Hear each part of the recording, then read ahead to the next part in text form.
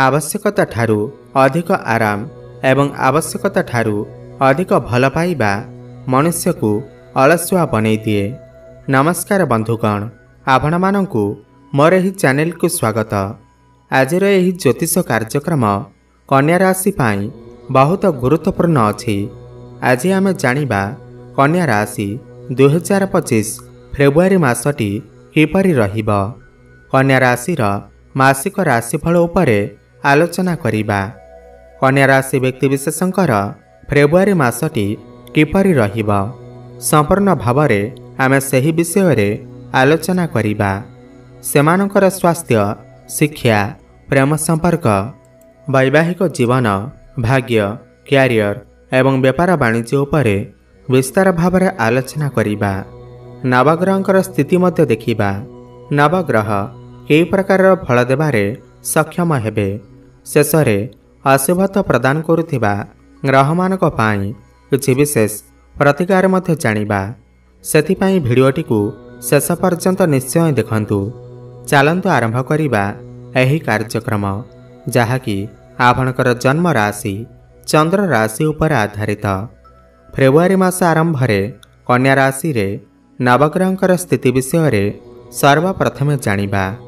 यह पूर्वरु जदि आपणकर भी कन्या राशि हुई थाए एवं आपण भी ईश्वर को सच्चा हृदय भक्ति करती, विश्वास करती, तेबे एही भिडियोटी को लाइक करी कमेंट बॉक्स रे जय जगन्नाथ, जय माँ लक्ष्मी अवश्य लिखि दियंतु।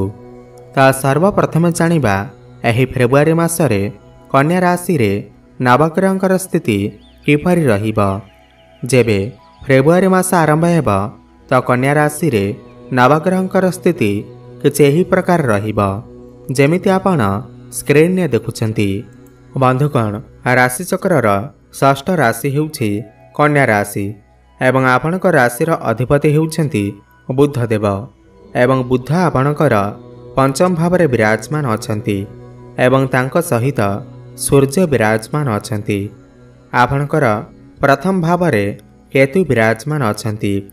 षष्ठ भावरे शनि विराजमान अछंती। आपणकर सप्तम भावरे राहु एवं शुक्र विराजमान अछंती। आपणकर नवमरे देवगुरु बृहस्पति एवं दशम भावरे मंगल विराजमान अछंती। ध्यान दे शुणंतु।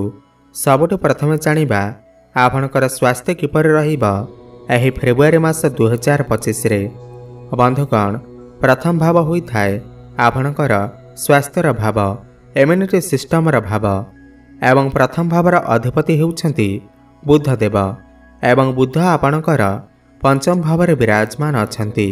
देखंतु, बुध आपणकर पंचम भावरे बहुत भल स्थिति अछंती, किंतु 11 फेब्रुआरी को आपणकर षष्ठ भाव को चलन करिवे एवं षष्ठ भाव को कुंडली रे भल विचार करा जाई न थाए। काहेकि ना षष्ठ भाव को रोग, ऋण एवं शत्रुर भाव मान जाई थाए। ताहले 11 फेब्रुआरी परे आपण टिके आपणकर स्वास्थ्यर ध्यान दियंतु। बुध हेउचंती त्वचार कारक ग्रह, गଳାर कारक ग्रह। तो आपणकर किछि त्वचा संबंधित समस्या देखा देई पारे, स्किन रिलेटेड समस्या देखा देई पारे, इन्फेक्शन, एलर्जी भली समस्या किछि देखा देई पारे। एथिप्रति आपण टिके ध्यान देबे। बाहर खाद्यपेय खाइबा ठारू आपण टिके दूरे रहिबे। किंतु 11 फेब्रुआरी पूर्वरु आपणकर स्वास्थ्य बहुत भल रहिब। चिंता करिवार कोनोसी आवश्यकता नाही। एबे जानिबा आपणकर शिक्षा क्षेत्र किपरि रहिब एही फेब्रुआरी मास 2025 रे। बंधुगण, पंचम भाव होई थाए आपणकर शिक्षा क्षेत्रर भाव एवं पंचम भावर अधिपति हेउछंती शनिदेव एवं शनि आपणकर षष्ठ भावरे विराजमान अछंती। देखंतु, आपणकर पंचम भावरे सूर्य एवं बुध विराजमान अछंती एवं बुधादित्य राजयोगर निर्माण करुछंती। पंचम भावरे एही राजयोग को सर्वोत्तम माना जाई थाए। ताहले एही फेब्रुआरी मासरे आपणकर पाठपढ़ार स्थिति बहुत भल रहिब एवं शनिदेव मध्य विपरीत राजयोग बनौछंती।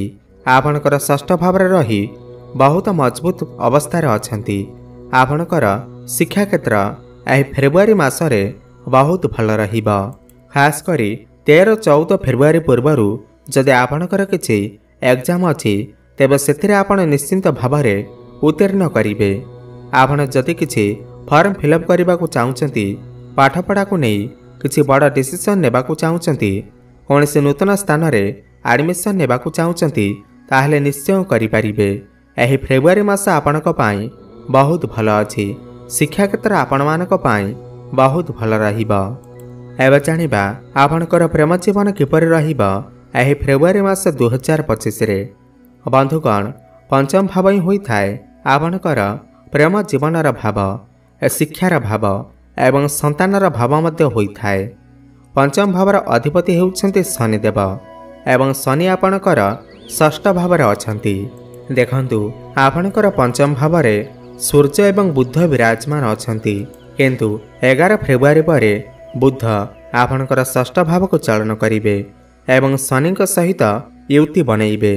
तो 13-14 फेब्रुआरी पर आपणकर प्रेम जीवन बहुत भल रहिबा किंतु सूर्य आपणकर पंचम भाव थिबारु आपणकर लाइफ पार्टनर को भितर टिके अहंकार देखा देई पारे, जिद्दीपण देखा देई पारे, डोमिनेटिंग नेचर देखा देई पारे, मिस अंडरस्टैंडिंग देखा देई पारे, तालमेल कमी देखा देई पारे। किंतु 13-14 फेब्रुआरी पर जेतेबेले बुध शनि सहित युति बनइबे ता आपणकर प्रेम जीवन में जहाँ भी किसी समस्या थिबा ताहा सब दूर होइजिब। आपणक भितर भल पाइबा बढ़िब, भ्रमण सुख आपण को प्राप्ति हेब। आपण दुई जण मिसी विदेश जीवार मध्य प्लानिंग करि पारंती। आपणकर भल पाइबा विवाहर रूप मध्य नहीं पारे। एबे जानिबा आपणकर वैवाहिक जीवन किपर रहिब एही फेब्रुआरी मास 2025 रे। बंधुगण सप्तम भाव होइथाय आपणकर वैवाहिक जीवनर भाव। सप्तम भावर अधिपति हेउचंती देवगुरु बृहस्पति एवं बृहस्पति आपणकर नवम भाव भाग्य भाव विराजमान अछंती किंतु आपणकर सप्तम भाव राहु एवं शुक्र विराजमान अछंती। देखंतु एठारे गुरुंकर स्थिति तो बहुत भल अच्छी किंतु पूर्वर मु आपनको बहुत थर कहि सारिछि राहु आपणकर सप्तम भाव अछंती। आपणकर वैवाहिक जीवन में समस्या तो निश्चिंत थिबा। छोट छोट कथार कली झगड़ा बेले परिस्थिति उत्पन्न हेउथिबा किंतु एही मासरे शुक्र जेहेतु राहुंक सहित सप्तम भाव अछंती आपणकर वैवाहिक जीवन बहुत भल रहिबा। शुक्र हेउछंती प्रेमर कारक ग्रह। आपण दुई जनक मध्यरे भल पाइबा बढ़िबा, मिलन हेबा। आपण दुई जण मिसी किछि बड़ डिसीजन नहीं पारंती, फैमिली प्लानिंग करि पारंती। जो दंपति माने संतानर कामना रखिथिले सेमानकु संतान सुख मध्य प्राप्ति होई पारे। एही मासरे आपणकर वैवाहिक जीवन सुखमय व्यतीत हेब। चिंता करिवार कोनोसी आवश्यकता नाही। आपणकर लाइफ पार्टनर क्यारियर मध्य ग्रोथ आसीब, भाग्य रे उन्नति आसीब। एबे जानिबा सबुठारु गुरुत्वपूर्ण विषय वस्तु जहाँकि आपणकर भाग्य, क्यारियर एवं व्यापार वाणिज्यर स्थिति किपरि रहिब एही फेब्रुआरी मास 2025 रे। बंधुगण नवम भाव होइथाय आपणकर भाग्यर भाव, दशम भाव होइथाय आपणकर क्यारियर भाव। नवम भावर अधिपति हेउछंती शुक्र एवं शुक्र आपणकर सप्तम भाव विराजमान अछंती, पुणी उच्चस्थ अवस्थार अछंती। भाग्य को नहीं एही मासटी सर्वोत्तम रहिब। समस्त क्षेत्र में भाग्य आपणकर साथ देव कहीं ना शुक्र उच्चस्थ अवस्थार अछंती, पुणी एपटे देवगुरु बृहस्पति भाग्यर कारक ग्रह आपणकर भाग्य भाव अछंती। तो भाग्य आपणकर संपूर्ण रूप से साथ देव। आपण को कम परिश्रम अधिक सफलता प्राप्ति हेब। आपण कोनोसी बड़ कार्यर आरंभ करि पारंती, बड़ इन्वेस्टमेंट करि पारंती। आपणकर गृह किसी शुभ मांगलिक कार्यर आयोजन मध्य होई पारे। आपण कोनोसी धार्मिक स्थान को बुलिबाकू जाई पारंती। शेयर मार्केट, स्टॉक मार्केट एवं ट्रेडिंग रे काम करथिबा लोकमानंकु आकस्मिक धन प्राप्ति हेब। गुप्त धन प्राप्ति हेबार मध्य जोग बनुअछि। एही मासरे आपण कोनोसी जानवाहन, प्रॉपर्टी, भूमि किमा नूतन गृह निर्माण करिबा पई चिंता करि पारंती। क्यारियर कथा हेबा जदि क्यारियर भावर अधिपति हेउछंती आपणकर बुध देव एवं बुध आपणकर पंचम भावर अछंती, बहुत भल स्थिति रे अछंती।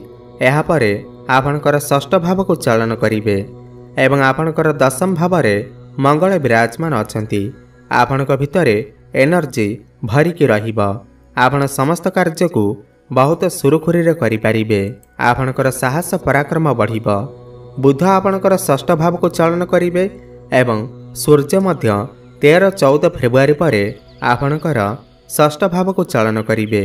जो व्यक्तिविशेष माने बेरोजगारी अछंती, जो मानक पाखरे कौनसी भी चाकरी बाकरी नाही, कौनसी कर्म संस्थान नाही, सेमानकु एही मासरे चाकरी मिलिबार बहुत अधिक संभावना रही अछि।